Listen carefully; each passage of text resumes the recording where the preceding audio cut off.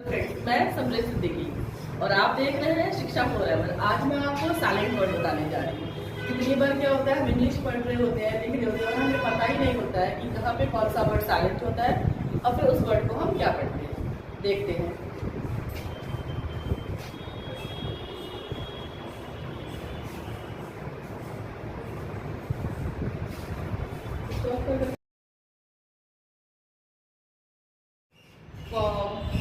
हम ये सारे ऐसे वर्ड हैं जो एम के बाद अगर बी आता है तो बी साइलेंट होगा। देखते हैं एग्जाम्पल क्या है।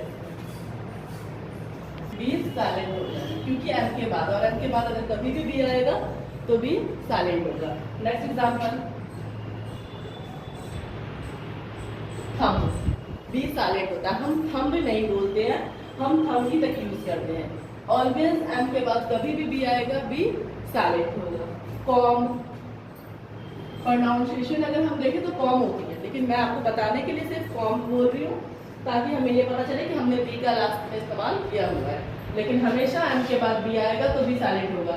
लेकिन ये जरूरी नहीं है कि अगर एम के बाद बी आता है तो बी साइलेंट हो। अगर बी के बाद कोई वर्ड है वट एवर कोई भी हो, चाहे वो X Y Z whatever कोई सा भी वर्ड होगा तो बी साइलेंट नहीं होगा।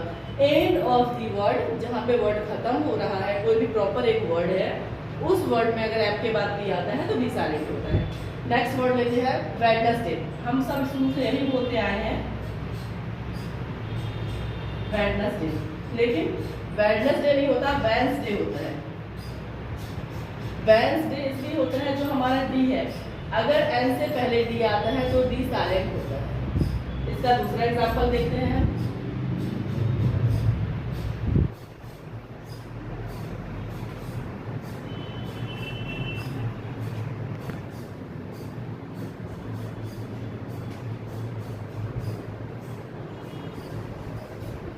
एन से पहले डी आएगा तब भी डी साइलेंट, और एन के बाद डी आएगा तब भी डी साइलेंट होगा।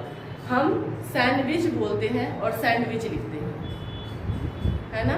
तो इसका क्या मतलब है कि अगर एन से पहले, ये वर्ड्स जो है वो बीच के वर्ड्स है। अगर बीच में ऐसा होता है, यहाँ तो लास्ट वाले वर्ड्स थे कि एन के बाद भी आ रहा है, लेकिन यहाँ बीच वाले वर्ड्स है कि अगर बीच में ऐसा होता है कि एन के बाद डी आ रहा है या एन से पहले डी आ रहा है तो वो वर्ड साइलेंट होगा।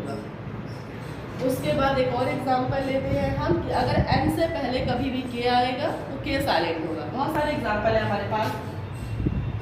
नी,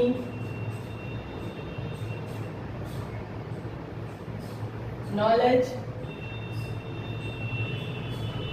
नो, बहुत ऐसे वर्ड्स हैं जहाँ क्या होता है, जो स्टार्टिंग वर्ड्स है, अगर इसमें एन पहले आ रहा है, के से के बाद एन आ रहा है और के पहले आ रहा है तो के ऑलवेज साइलेंट होगा, बट स्टार्टिंग वर्ड्स होना चाहिए।